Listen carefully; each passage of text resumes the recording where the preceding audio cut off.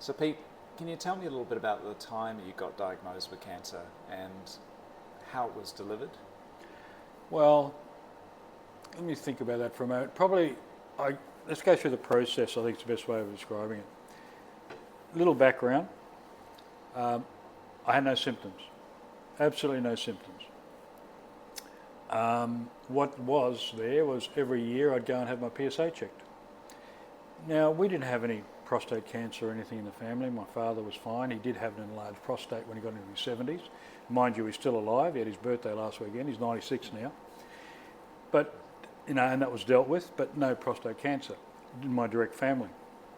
But back in my 40s, I started being late 40s, started getting a bit concerned about my health. I'd put on weight and that sort of stuff. And I wanted to know about my cholesterol. I wanted to know about my kidney function, liver function. So I was living in Sydney at the time, had a really good GP, and I decided to set up a thing where every year I'd go and have my blood tests on all these things, sugar, diabetes, check all that. Not that I have diabetes, but just to check health in general. What age were you then? I was probably, I'd say late 40s, right? I was overweight at the time. I hadn't been to the gym for a number of years, and just the way my life was, and I needed to change it around. In fact, one of the tests came back, they said, oh look, you've got fat on the liver and you need to look at losing weight and that. So I started getting serious again about my life. I'd taken it too easily. Anyway, so I had a really good GP, and he happened to say, look, let's do your PSA, your prostate specific antigen test. Not that it should be a problem now, but it gives us a good baseline to where you are.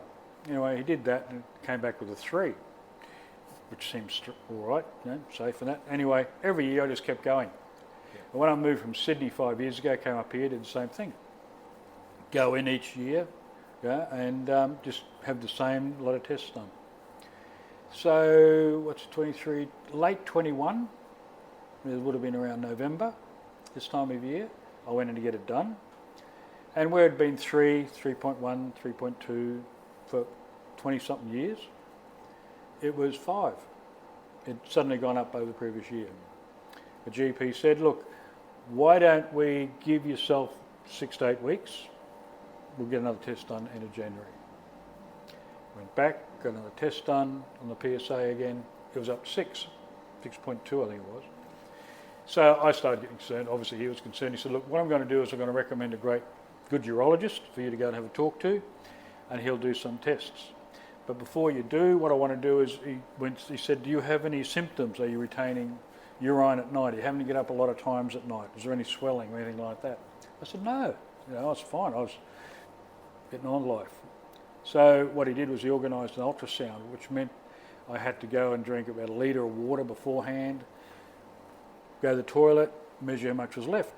And as I thought, it had gone from just under 1 litre down to 30 ml left, which was nothing.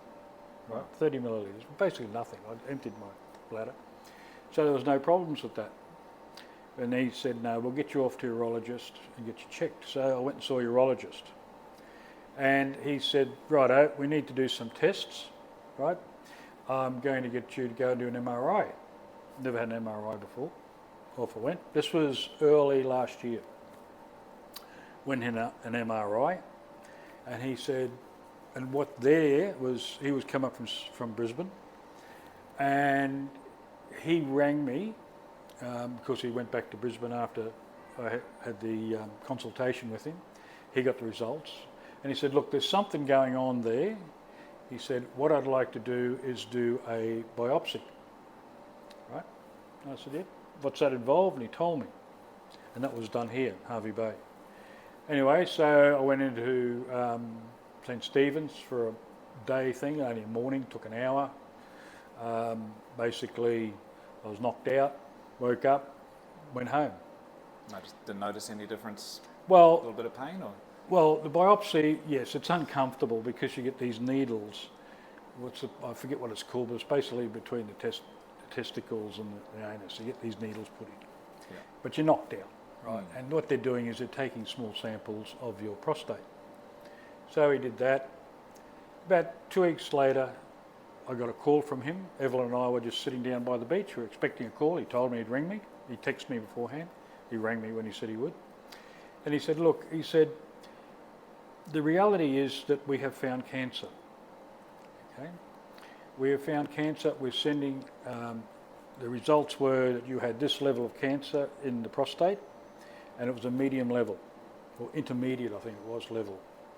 He said some of them are low, and it's a watch and wait. Some of them are really aggressive.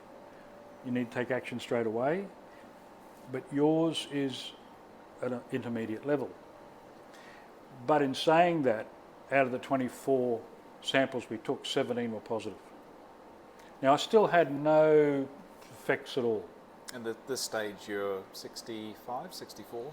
60, 65. 66 this stage, was last year. Yeah. 65, sorry, 65, yeah. Losing track. Get that age, you forget, eh? So, yeah, I was 65. Right, so he said, but what I want to do is I want to send you off, before we go any further, I want to send you off for a PET scan. And I said, right, eh? So what's a PET scan? PET scan is where they put some radioactive, I should say, material in your bloodstream. It links onto the PSA antigen, and they check to see if it's anywhere else in your body. Yep. Right. 2 weeks later, he came back to me and said, well, the good news is it's nowhere else. It's only in the prostate. Right. So the best idea, let's have a talk. He said, we need to talk about different ways that we can be treated. Right. And I was, by this stage, doing a lot of research as well, as you do. You know, anyway. A lot of people don't. That's an interesting thing. Information is really important. And it's so accessible now. It's just finding the good information. Well, yeah, a lot of different information out there, but, you know, there is a lot of information you can go to. You know, the Prostate Cancer Australia, you know, they've got a great website, a lot of good information on it. One of the things that's happened is that prostate cancer is now so common, because us baby boomers, not you, but us baby boomers getting older, there's a lot of us. And it's common or equal to, if not more so than breast cancer in women. Right. So where women, and I remember my mum, you know, she used to get checked for breast cancer and that sort of thing, but she never had it. But women have been dealing with this for ages. Men have not really dealt with it. We don't like to talk about things it's like really this, interesting, isn't it? It's really interesting, and it's a bit naive, you know. I really believe you should man up and go and get your PSA test. You know. I mean, it's a simple thing to do. It is. It's a blood test. You know, everyone's scared of, you know, getting a finger in the bottom. Well, it's not that. It's a blood test. That's where you start. That's a second date. Yeah, that's right. It's not 100% accurate, but it's a damn good indicator, right? And it's only a blood test. And as you said, having a baseline at an earlier stage, you can monitor it. That's right. That's right. So there's nothing stopping you. I'd certainly recommend anyone in their 50s to go and do it every year, along with, you know, get your cholesterol checked and all that sort of stuff. Just make it part of your lifestyle. Yeah. You know, an annual check to see how healthy you are. You know, inside. You might look good on the outside, but you don't know what's going on the inside. And this is a great indicator, you know. Anyway, at that point, the PET scan came clear, and anyway, I said to him, well, will you do this operation if I go ahead with the operation? Because he told me about the prostate being removed, there was radiation seeds they could put in, there was radiation treatment, there's chemotherapy as part of that too. So they discussed all the different treatment options? He discussed those options with me. Yeah. But I relied on my own research, right? Because when you're sitting there at the doctor, there's always a question you don't ask. Yeah. When you're at home and you've got it in front of you, you start doing that. The other interesting thing, I wanted to find out how men coped with it when they had it done. So you need to talk to someone who's been through it. Yeah. That's a big plus. And one of my mates at the gym, Alan, you know, I found out, I knew he had had it done. You know, he's older than me. He's now 75, I think. So, you know, he's 8-9 years older than me. He goes to the gym. He's fine, that sort of stuff. So I said, Alan, can we have a chat about it? And, you know, we're all mates down at the gym. And he said, yeah, no worries. So I invited him around for a coffee. I went and picked him up, took him back to my place. And he came around with all the stuff that the doctor had given him, you know, and to read. So I started reading that, and he left it with me. But, you know, I could see he was healthy. He was happy. You know, he'd gotten on with his life too. Yeah. And the other thing I did was I started doing research on, okay, who's had prostate cancer and survived and gone on with their lives? And I found people like Stephen Fry, the great comedian, you know, Rob De Niro, Rod Stewart. You know, there's all these people that we see on television or listen to music or whatever in shows, and they've had it. and they've gotten on. You know, like who was it? Roger Moore had it in his 60s when he found out just after he finished playing James Bond, and he lived to his 90s. Yeah, yeah. You know, and he had his prostate removed. So I went, well, hang on, this is something that can be dealt with successfully. But did you initially, when you got the diagnosis, did you think that it was potentially something that might get you, or did you say, oh no, I'm gonna beat this? I was going to beat it. Yeah. You know, I'm solution driven. You know, I look at a problem, I try and analyse it, and look where the solutions are. You know, I knew that. Look, there's 60-something men a day are diagnosed with it here in Australia, right? There's 10 men a day dying from it. You know, that's not good odds. 10 men a day. That's nearly 3,500. You know, roughly 10. So there's around 3,500 men a year are dying from it. Yeah. That's 3 times higher than the road accidents. People getting killed on the road. So it's a big issue that needs to be confronted and addressed. I didn't want to be on that side of the ledger. You know, I enjoy my life. I plan to hang around for as long as possible. Well, your dad's 96, so I think I think that's a big encouragement, you know. Yeah, but so, you know, it's important to me. My family, my kids, you know, all that sort of stuff. My partner, Evelyn, you know, everyone. It's all important to me. My life's important to me. So you had a really strong why to beat it. Yeah. You know, and that's what I want to do. So what I want to do was, I want to analyse the situation, look at the alternative solutions, and then make the solution that suited me the best. Yeah. I didn't like the idea of having radiation because it goes on for about 6 to 8 weeks, something like that. And the other thing was, I found out that if you have radiation and you beat it and it comes back, you can't really have radiation again. If you get it removed, your prostate removed, sure, there are a couple of side effects, but the reality is if something happens and it gets out and they miss something, you can always use radiation and knock it on the head. So I've always got that in back sleeve. So that I was more strategy thinking that way. You know. What about chemotherapy? Did you have to do any chemo? Or? No, nothing like that. Was it suggested that you do it, or was no, no? Didn't need it. So the doctor was happy. You got clear margins. Yeah, was very gone, clear margins. No, yeah. Well, I found out that from the operation that 20% of my prostate had cancer in it, you know, which is significant. You know, I never realised. So he put me in touch with a really good surgeon down in Brisbane, and I went down and had a meeting with him. And what I found out was that they can use a robot, and it's like keyhole surgery, except for just above your pant line here, where they actually put a bag in and remove the prostate. The rest of it's pretty small surgery. So your recovery rates are good. Anyway, I got sent a video to have a look at, and on this video they're using this machine to peel a grape. You know, and I thought, wow, you know, so the nerves around it can be protected, you know, as much as possible, you know, so they don't just chop the nerves and take the nerves with the prostate. They can peel it back and try and make it, you know, as clean and easy as really possible. Minimise the impact of it. The downside of it. You And know. they do enough of them these days that it's Yeah. I'm sure they got very good at Well, it. he did about 2,000 a year. Wow. That's, No, sorry, 200 a year. 200 a year, and he's still, done it's almost 10 one a years. day. Yeah, he's done 200 a year, and he's done 2,000 of them. He's an associate professor, and he now teaches students, surgeons how to do it, that sort of stuff. So- But I was lucky enough to have him on the team to lead the team to do yeah, me. it's you're in good hands. Yeah. I also found out, I went to the Wesley. They have a whole ward of urology issues there, as far as the whole ward set up for it, whether men with prostate, women with other issues. You know, so they have specific nurses and treatment and stuff like that. So I felt like I was putting myself in good hands. Okay, so to me it was about, I got to deal with it. What's the best option to have as long a life as possible? Yeah.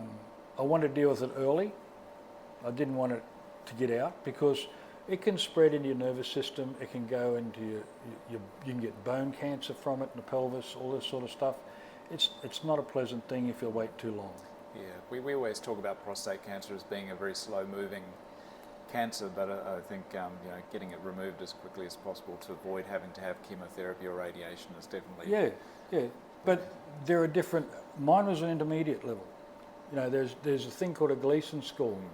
So you can get the watch and wait sort of thing, which is like a 1-2. Mine was a 4-3, which is in the high end of intermediate, and then you can go right to the aggressive. That it's a type of cancer. It is. It's not just slow moving. You get different types of cancer structures, and mine was intermediate. And I thought, well, the last thing I wanted to do was to hang around and find it had gotten out. Because then it gets complicated. Then it becomes a big job. Yeah. So, Better out than in. yeah, that's right. So you've always been quite fit and healthy, haven't you? Since your sort of late 40s after. Yeah, after, when I was married, previous marriage and that sort of stuff, I got lazy. I didn't go to the gym. I was work orientated. Working, get up, go to work by 7:30, come home at 5:30. Living in Sydney, spend an hour driving there and back. You don't want to go to the gym. You want to be home with your family, your kids and that sort of stuff. I got put on too much weight and that sort of thing. Before I got married, I used to go to the gym. When I was married, I didn't go to the gym. And when I separated from my ex-wife, I went back to the gym.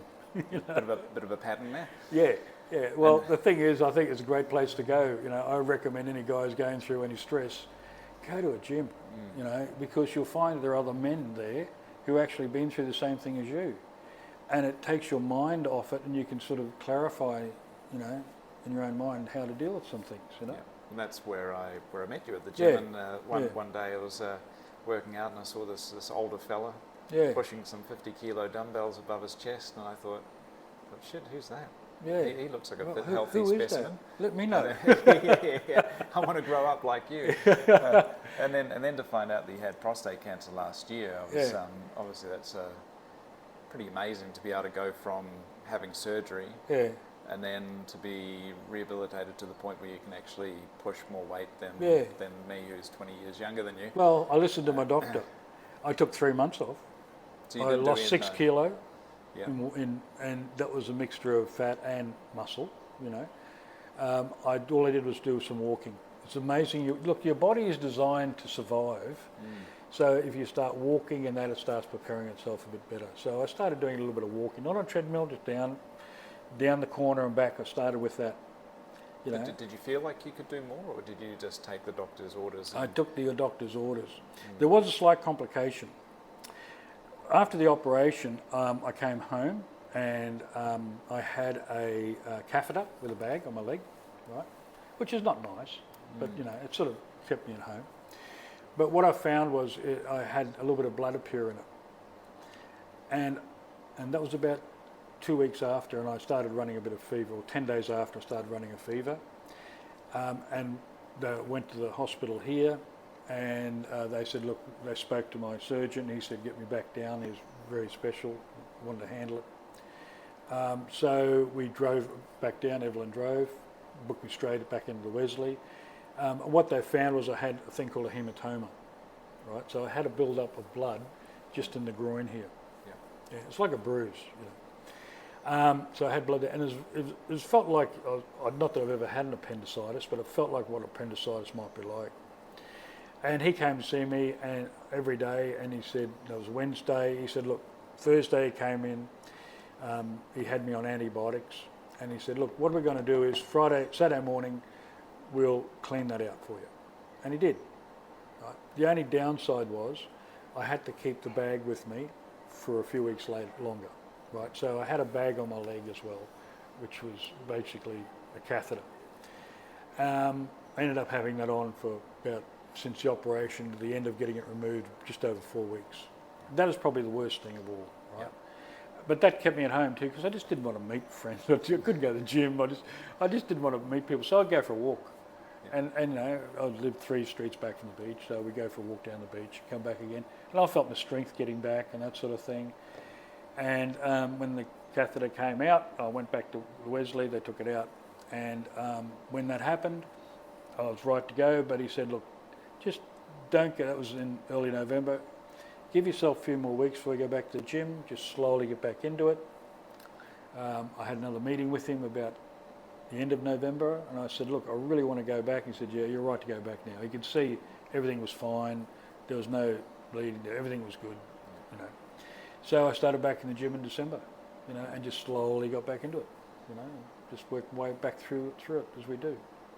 So before you had prostate cancer, were you able to lift heavy weights? Yeah, but when I was training in Sydney, I couldn't lift as heavy as I'm lifting now. I was up to about 40 kilo dumbbells, maybe 42, now I'm up to 50, I'm lifting a lot stronger now. When I retired, I've been training at gym. It's not just that. I used to do boxing, as far as sparring, and not getting in a ring, but just sort of sparring and using pad work and that sort of stuff I enjoyed too. But what I found was that when I turned 60, I decided to retire, but I wanted to do something else and learn something, so I went off for 12 months and became a personal trainer. I did that through TAFE, New South Wales, mainly for my own benefit, not to teach anyone, but I thought if I ever went broke I could train someone. But it's about basically understanding how I can be better in myself.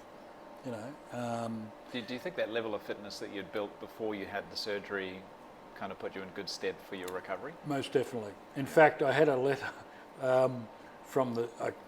from my surgeon to the urologist who recommended or referred me to the surgeon. I got a copy of, and he made the comment about me being fit for my age, being ideal for having surgery and being able to recover. It definitely helps. I felt strong in myself, even though I hadn't been to the gym for 3 months. I still felt strong. And Matt, you know yourself, when you're exercising and that, and you're focused on things, you normally start setting yourself little goals. It's the way it is, whether it be, I want to lift this much in 3 months' time, or I want to be able to run this far in this time, or whatever.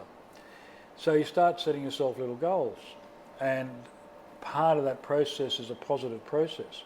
You're being positive to try and push yourself. So going through the process of the operation and recovery, I was able to draw upon that positivity and say, look, this is my goal. I'm going back to the gym this first week in December. Yeah. How did you sort of cope with that mentally, being able to lift sort of 40 kilo dumbbells before, then coming back and probably having to go back to 15, 16 or something? There was no problem at all. You just knew that was part of the process. I knew that was part of the process because, and it's not the muscles who got the big problem, it's actually the nervous system. The classic was doing dips. Now, before I went to my surgery, I was doing weighted dips with 20 kilo weight around it to my waist and doing sets of 10, 12 dips, just free weight, doing dips. I struggle just to do it with my own weight. Okay. But the thing is, I was doing that. When I came back and I was laying out my little plan to do a workout, the first time I got on the dip, I was actually I put myself on a weighted pad, right? As I went down, I was shaking. My arms were shaking, my shoulders were shaking, right? Because my nervous system was trying to get used to that movement again, because it's an unnatural movement. We all have movements where we grab something off a tray or a plate or pick something up or whatever. They're natural movements. Doing that, we're laying down and back up. That's not a natural movement, but it's a great exercise. Unless you're very drunk and you're trying to get off the toilet. Trying to get off the toilet, yeah. So it's a good one for when you get old too, because that's what I'm working on, getting off the toilet. But the thing is, it's not a natural movement. And it's not the strength of the muscles, it's the nervous system's your nerves have to work, make the muscle move. So it's about that link, So that's what I had to initially start training again, that sort of thing.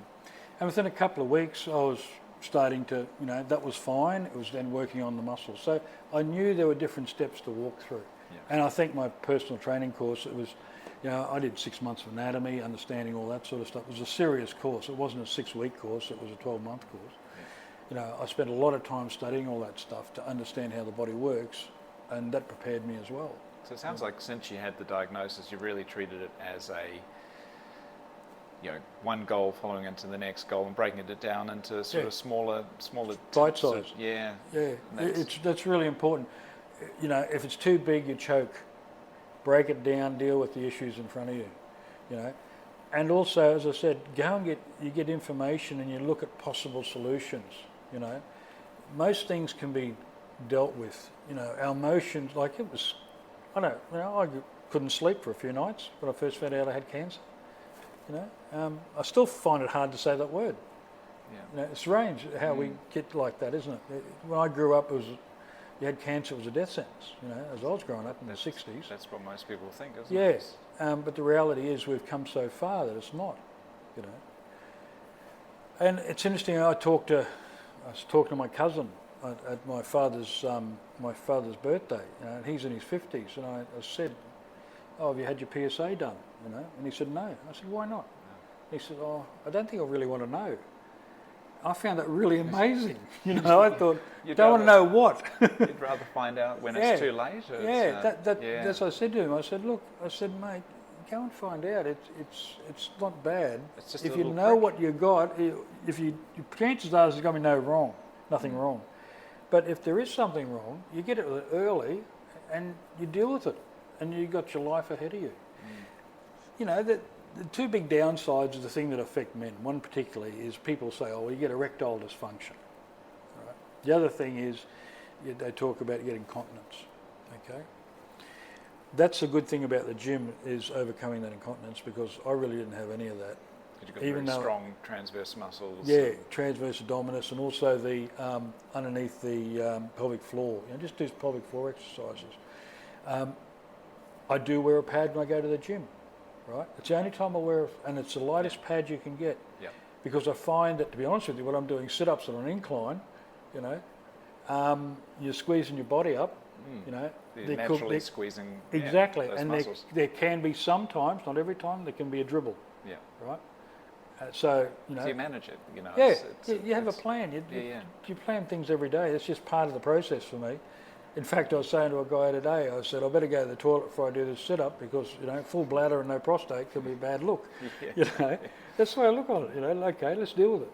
You know, it beats the alternative, doesn't it? It does. You know, once you reach the point where it's gone out of that and it's in your system, and you're looking at doomsday, you can't turn around and go, "Oh, gee, let's go back and do it again." I wish I had that test. You know, instead of. Okay, deal with it, you know. The other is erectile dysfunction. Now, there's pills now that help, right?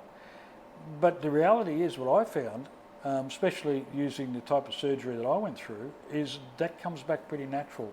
You know, it may take 6, 8, 10 months, but there is still that process there.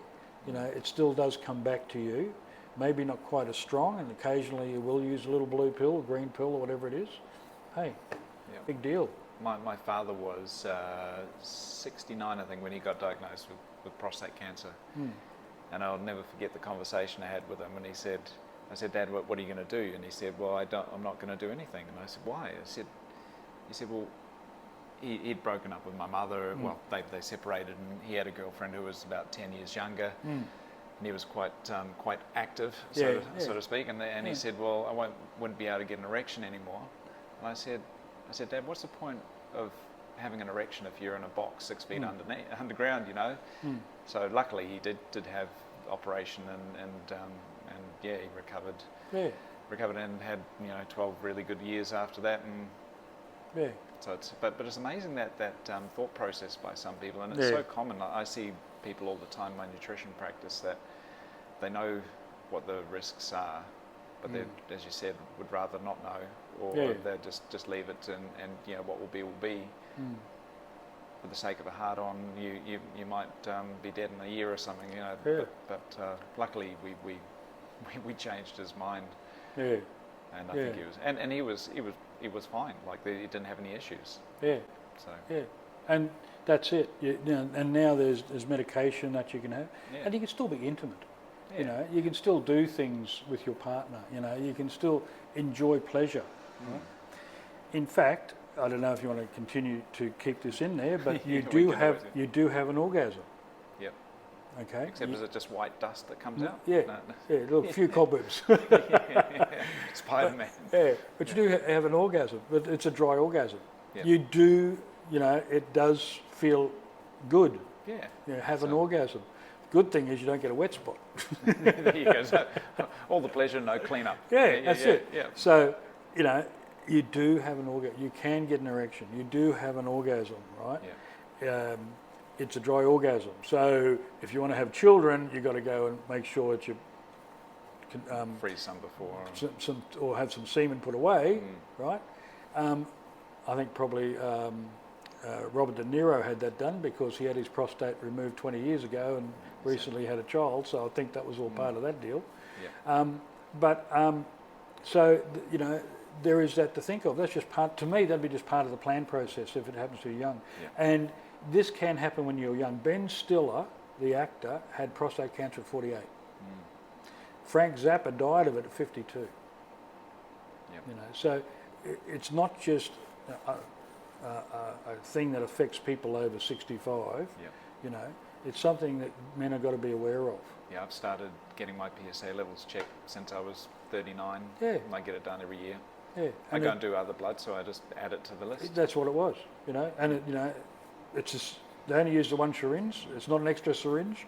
You know, Yeah, it's one lot of blood they take, so it ain't too hard. You just get it added on, you know. Well, funnily enough, I've had it twice where the doctor said, "But you're not 50 yet. Why do you want to get it done?" I said, "Well, my father had prostate cancer. I'd just like to get it done," and I've actually had to almost argue to get it done, which I think is really strange. Yeah. But at the end of the day, you've got to be assertive of what you want with your health. It's your body. Yeah, It's your body. You only get one of them.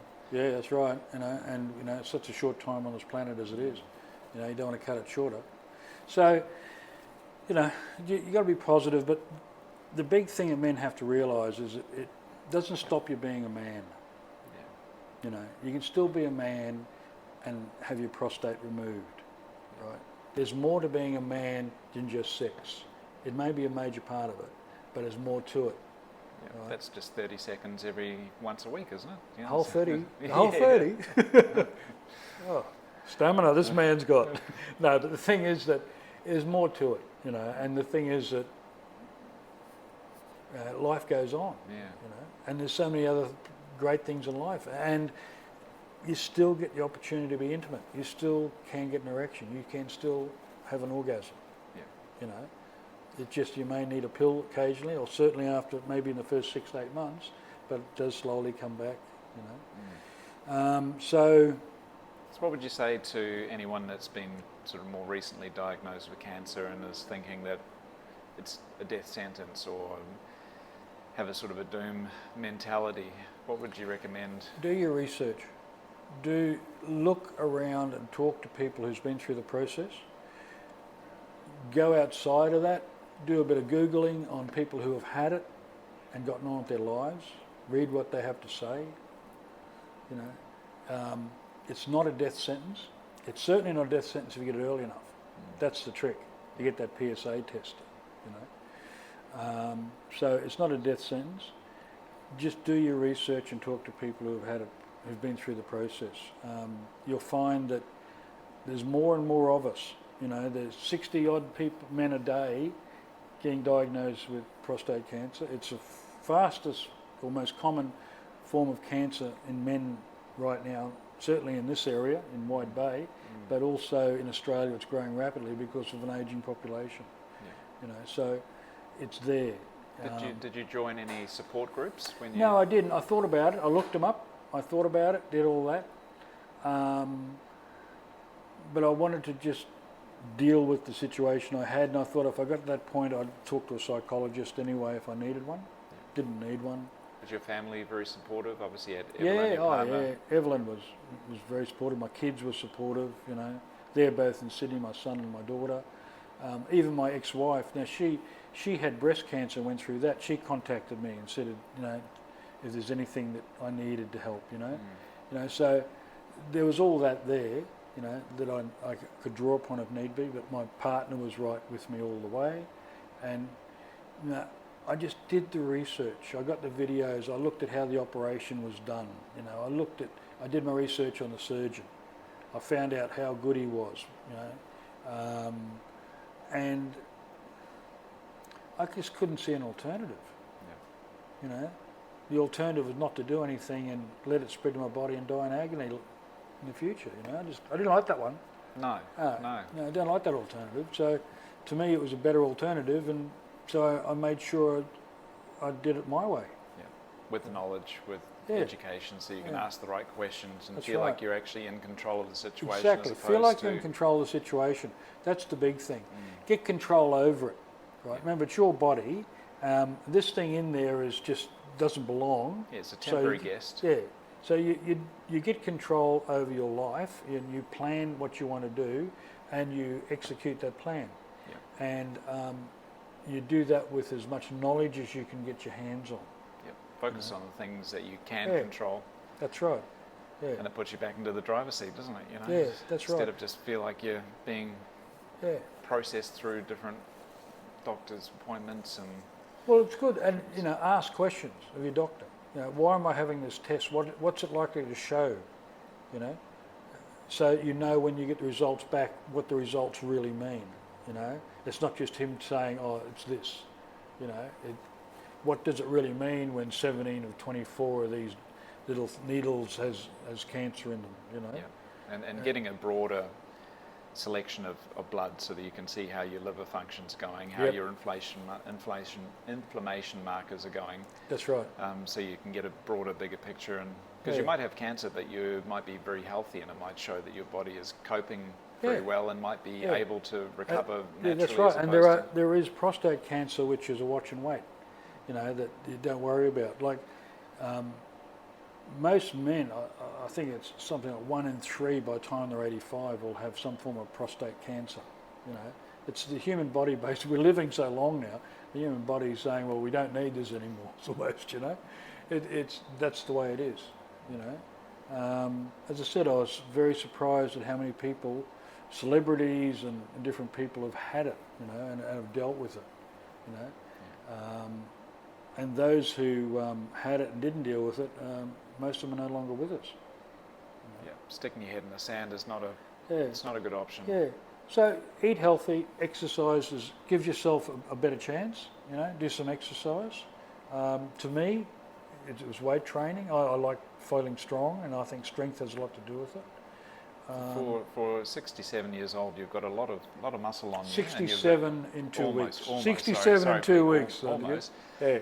There's having that muscle mass on supporting your bones and and it's good mental therapy too. The exercise, and you mix with other men who've been through it. You find out firsthand.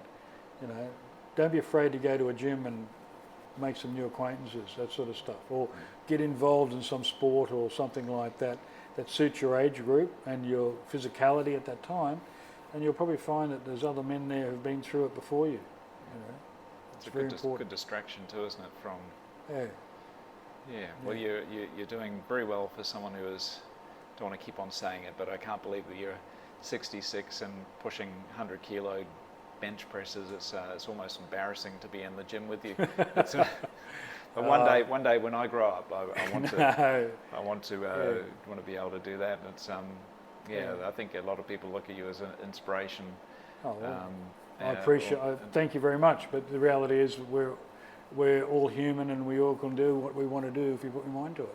Yeah. That's what I believe, and whether it be study or just commit yourself, study, or commit yourself to training, or going to a gym, or whatever it is. We're an amazing thing, the human body. And we just need to commit ourselves to it and enjoy it.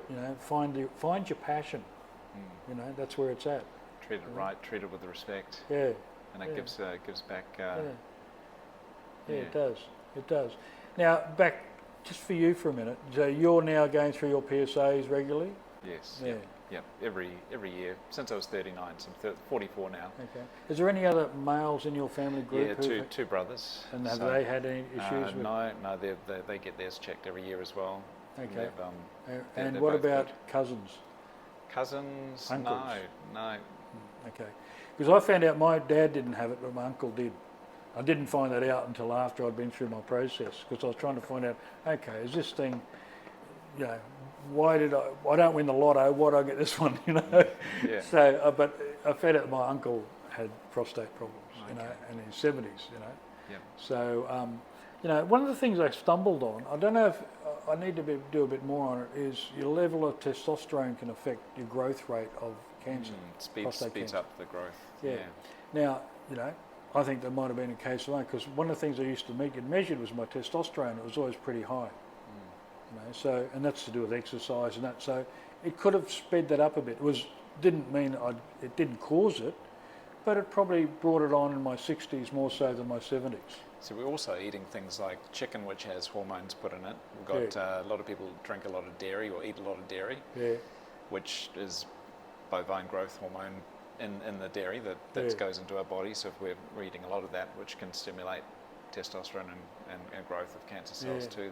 They're things that I didn't know about, and they're things that I've now got my eye on, you know. So, yeah, you know, so there's a lot of it still being learned, but a lot of it we do know. You know, so it's finding out, knowing what you don't know.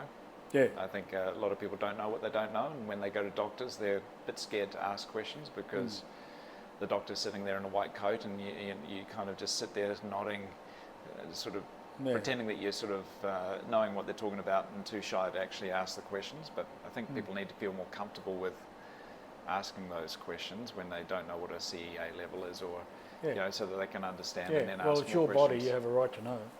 You know, absolutely. and you're paying that doctor for his knowledge. Yep. You know, not just to tell you, you know, take a box of pills. Yep. To me, I'm paying him because I want his knowledge as well as his skill. You know. And I'm sure they don't do it intentionally. It's just that when they're seeing 20 odd people a day, and they're talking this terminology all the time, and they forget to actually explain it to us layman's.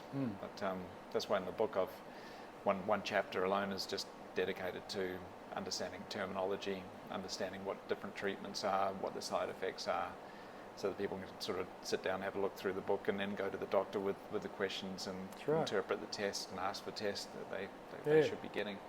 Very much so. Well, a very good point is to, before you go to the doctor, for a week before you go to a doctor, if you have any questions, write them down, take a piece of paper with you. There's nothing wrong with that. You know, write it down, because once you're in there, when he starts talking, you're going to concentrate on what he's saying, not what that question was. So by all means, write down any thoughts you may have or questions you want to, well before you go to the doctor. And when you go in there, get that piece of paper out. Don't be afraid. You're paying for his time. You get that out and you ask him those questions.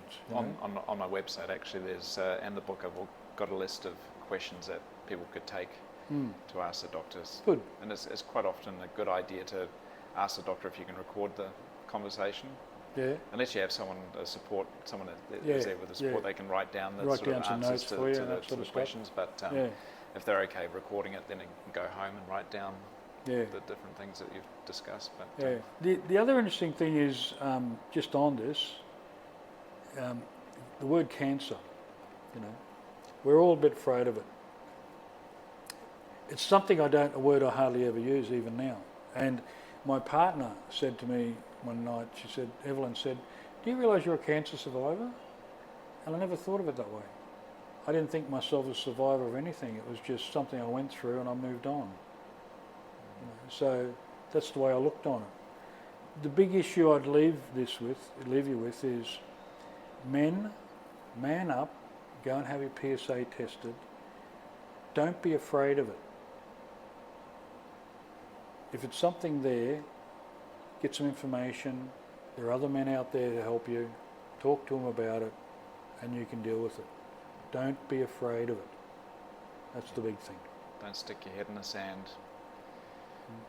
Ask the questions. Don't be afraid of it. But get that PSA done. Earlier you deal with it, the better life is. Yeah, and you're living proof that you know, if you find out early enough, you take a systematic approach.